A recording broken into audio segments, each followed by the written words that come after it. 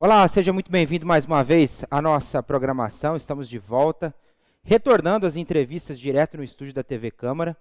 Claro, com distanciamento social, com os protocolos de segurança, álcool em gel. Mas hoje nós vamos falar sobre exercícios físicos. Essa prática que tem sido muito falada em dias de pandemia. Depois de 6 meses, uma pesquisa revela que 4 em cada 10 brasileiros engordaram durante a pandemia, tiveram um aumento de peso durante esse período de pandemia. Ao meu lado está Bruno Andrade, ele que é professor de Educação Física, vai conversar um pouquinho conosco sobre essa questão. Muito obrigado por sua presença, Bruno. Eu que agradeço pela oportunidade de estar aqui falando com vocês, falar para a TV Câmara. Eu que agradeço a oportunidade. Sim, 4 em cada 10 brasileiros engordaram nos últimos 6 meses. É uma pesquisa que revela por um grupo de endocrinologistas, psicólogos, pessoas profissionais da saúde. Exercício físico está exatamente ligado a isso? O exercício está diretamente ligado, né? Mas são vários fatores que levaram a esse cenário, né? O pessoal em casa passou a comer mais, né? Passou a beber mais. O nível de atividade física, aí a gente tem que tentar diferenciar o que é exercício físico e o que é atividade física. O nível de atividade física, que é aquilo que a gente faz cotidianamente com o nosso corpo, diminuiu muito, né? E a gente ficou impedido, mesmo que momentaneamente, ou as limitações foram restritas, né? Algumas, porque a pessoa ainda poderia estar fazendo exercício em casa, mas num primeiro momento as academias fecharam, todas essas coisas assim. Então, assim, a gente teve uma diminuição da atividade física e a diminuição também da atividade física, né? Com a quarentena. Tá, e muita gente está preocupada com essa questão de praticar exercícios físicos, né? Voltar para a prática de exercícios físicos. E muita gente faz isso por conta própria, sem a ajuda de um profissional. Existem os riscos, né? Existe. Assim, a gente tem que fazer atividade física. Então, assim, se a pessoa não tem condições nenhuma de ter um acompanhamento, ela tem que fazer sem o acompanhamento mesmo, né? Mas seria muito mais seguro, né, se ela tivesse um profissional olhando ali para ela, né? Hoje a gente tem academias que são de baixo custo, né, que são muito acessíveis, né? A gente tem até uma rede aí que chama Low Cost, né, que trabalha com isso mesmo, né? Academia com um atendimento bacana, mas com um preço mais acessível, né? Hoje a gente tem CrossFit, a gente tem a dança tá muito em alta, então tem muitas opções, né? Tem a corrida de rua, tem muitas opções de atividade física acessível, né? E com profissionais gabaritados para poder fazer um atendimento bacana para o público. Tá. E também outra preocupação, a gente fala muito em ganho de peso, né? Porque é a preocupação mais recorrente. Mas existem muitas pessoas que têm um viés diferente. Elas emagrecem quando se sentem numa situação constrangedora, numa situação de ansiedade, num quadro adverso, elas acabam por emagrecer. Existem os riscos para essas pessoas também, né? Também, né? A pandemia afetou o psicológico de todo mundo, né? É difícil alguém que não tenha, em algum momento, se deparado com uma certa ansiedade em relação ao coronavírus, né? Tanto o medo de pegar, o medo de transmitir, ou outra receio em relações, por exemplo, à economia e diversas coisas aí, né, que a gente tem, que são reflexos do vírus. O ganho de peso e a perda de peso está diretamente ligado ao psicológico, né? Então, assim, tem aquela pessoa que vai ter ansiedade, vai descontar na comida, e tem aquela pessoa que vai ter uma crise de ansiedade e não vai comer nada. Então, houve também essa parcela da população que diminuiu o peso, que perdeu o peso, justamente por conta dos aspectos psicológicos da crise, né, do coronavírus.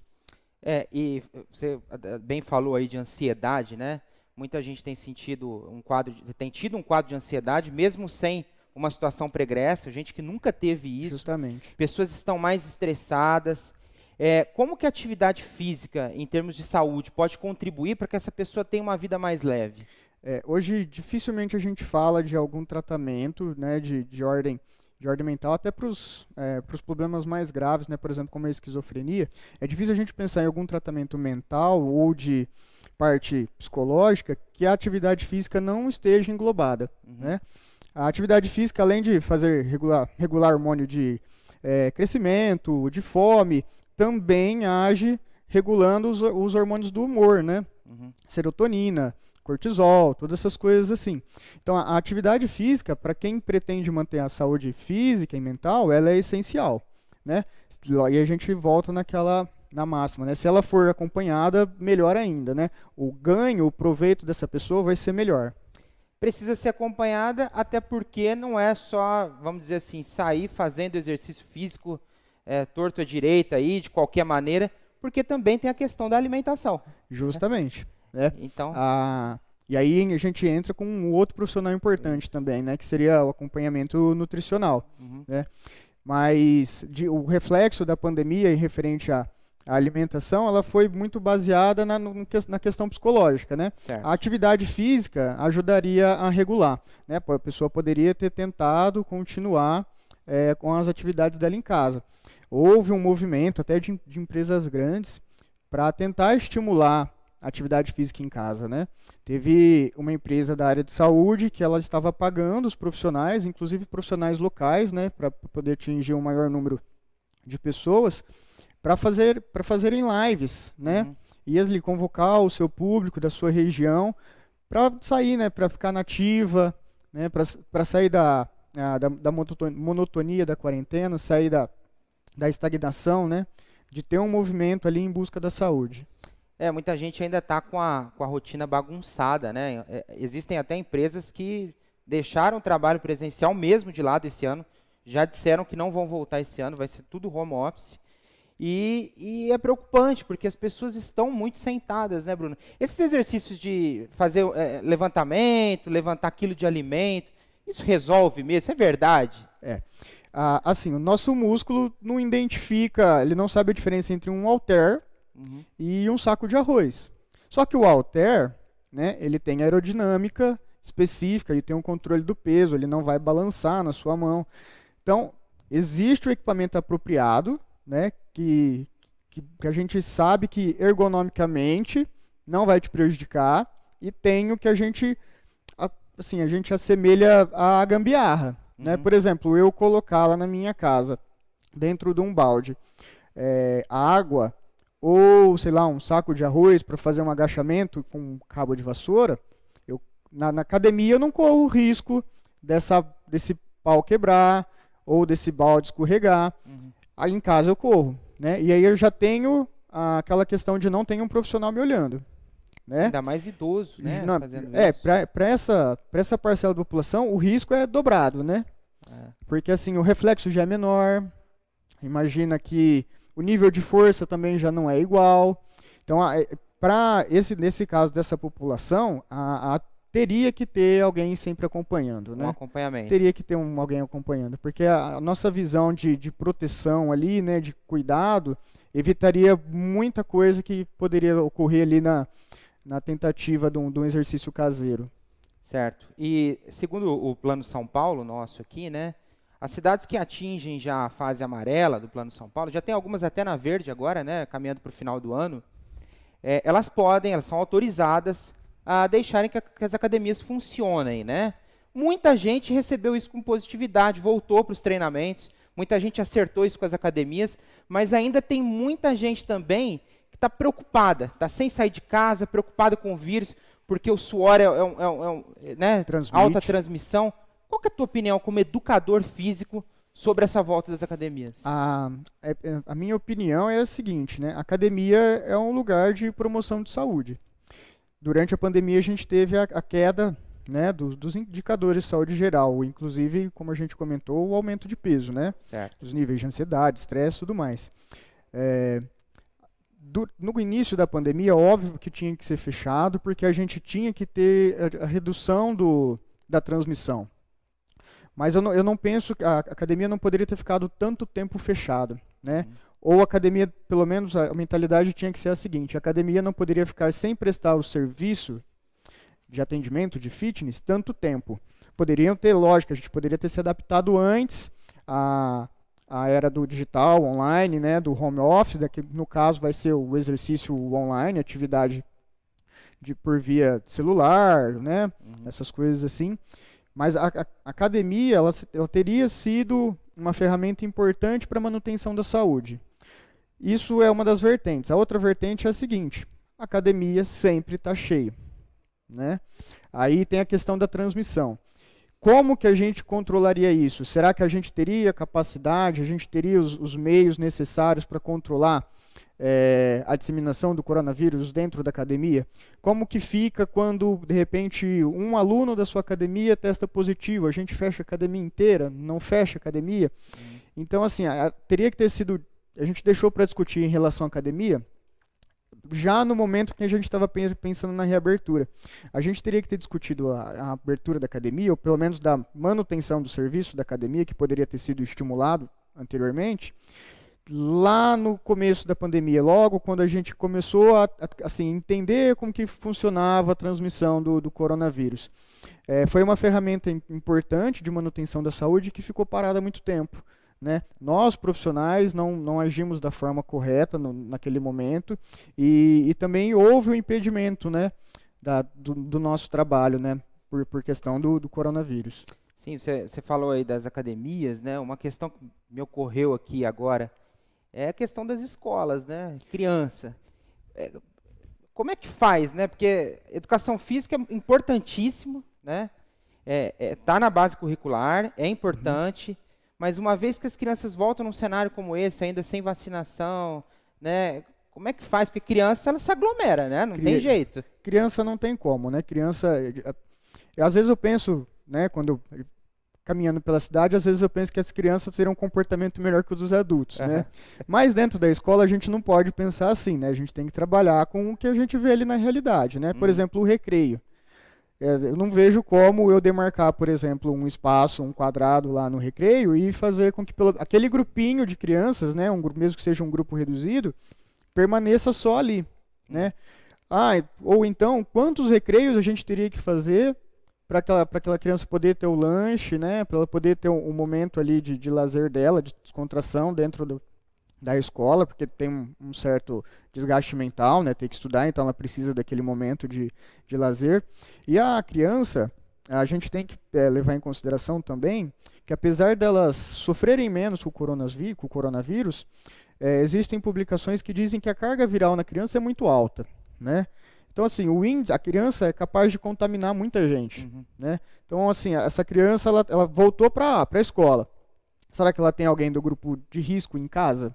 Bom, então é difícil a gente imaginar que a criança vai conseguir respeitar o isolamento social, que ela vai ter todas as etiquetas ali de higiene, e aí na escola esse controle fica dificultado porque o número de funcionários para poder ver isso não é o suficiente, o professor sozinho não dá conta de controlar todas essas variáveis, né?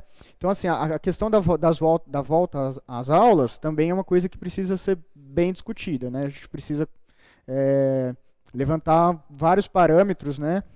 Para que a gente possa bater o martelo de voltar ou não às aulas em segurança.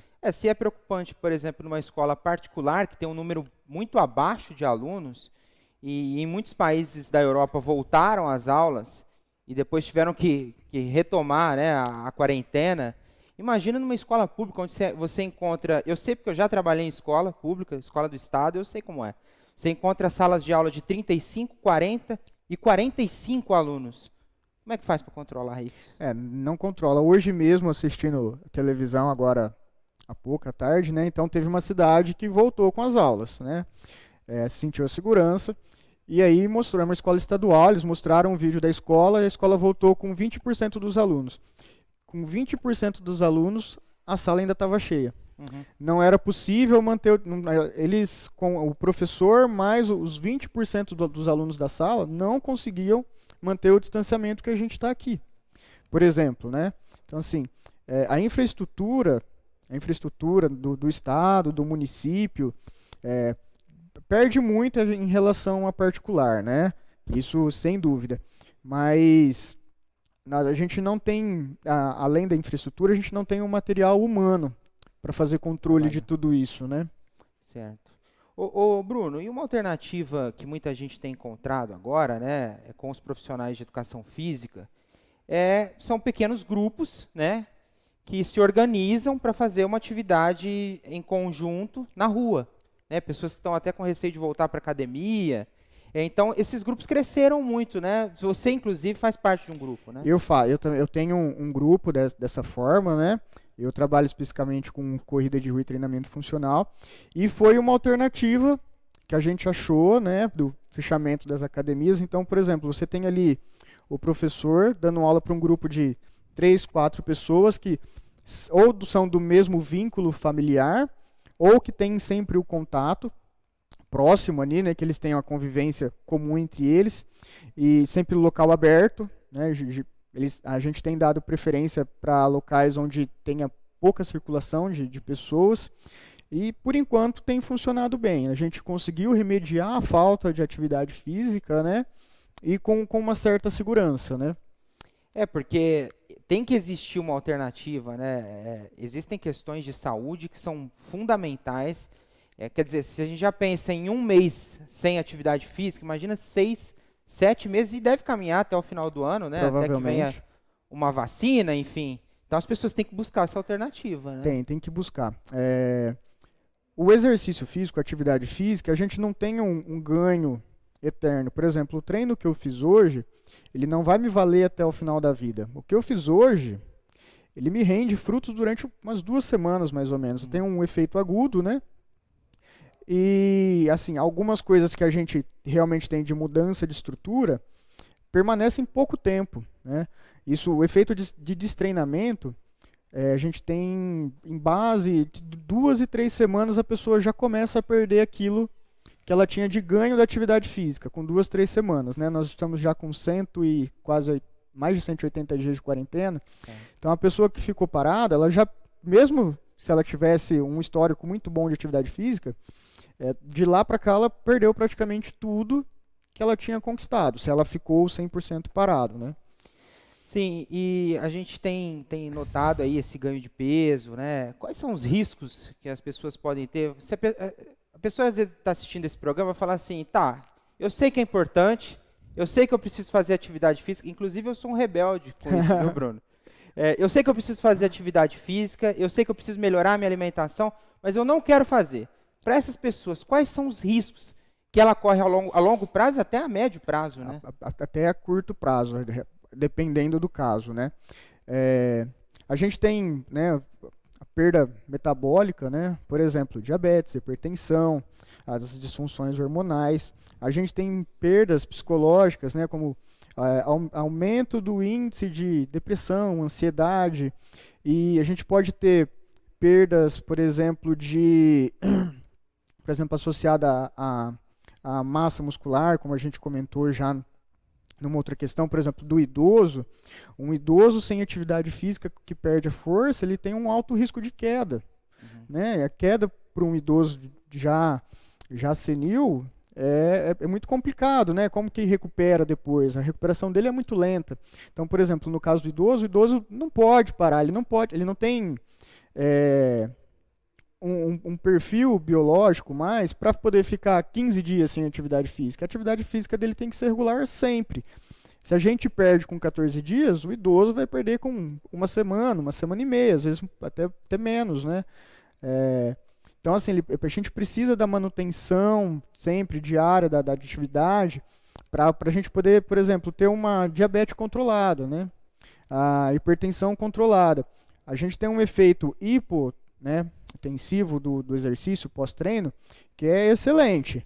Só que se você ficar 4, 5 dias sem treinar, a sua pressão já vai subir de novo, de repente você vai ter que ajustar o remédio, de repente você já vai ter que procurar o seu médico novamente, né? Nesse aumento de pressão, a gente tem vários riscos que podem ocorrer, né? Com a pressão alta, né? A gente tem risco de AVC, risco de infarto, derrame, várias coisas, né? Então, assim, até a curto prazo a gente tem um problema com esse destreinamento, com esse aumento de peso, com a baixa atividade física que proporcionou, né, a quarentena. A gente tem perdas grandes, né? São gigantes, né, na minha opinião. Então a gente tem que mudar o conceito, então, de se pensar em atividade física e pensar em prática de exercícios físicos, né? Porque muita gente faz assim, tá aproximando o verão, agora eu quero ficar com o corpo legal porque eu quero ir para a praia. tá aproximando uma festa, eu quero emagrecer porque eu quero estar bem naquela festa. Tem que pensar o exercício físico como escovar os dentes. Justamente. E trabalhar, é a mesma coisa? Os projetos verões, aí, os famosos projetos verão, eles são excelentes para academia. Porque aí a gente ganha muito dinheiro nessa época, né? Uhum. Porque assim, chove de gente, né? Geral, as academias até promovem aumento de mensalidade nessa época que a gente sabe que vai ter um aumento de demanda. Aumenta a nossa procura por personal trainer. Então, assim, realmente é um momento bom financeiramente para a gente. Mas a gente sabe que não gera ganho real, né? Se você pensar que você vai treinar de dezembro até o carnaval, nos outros 9 meses você vai fazer o quê? Exatamente. Né? Então eu vou ter saúde até o carnaval, depois do carnaval eu não preciso mais ter saúde? Será que o exercício... Hoje a gente pensa muito no exercício físico como terapia, né?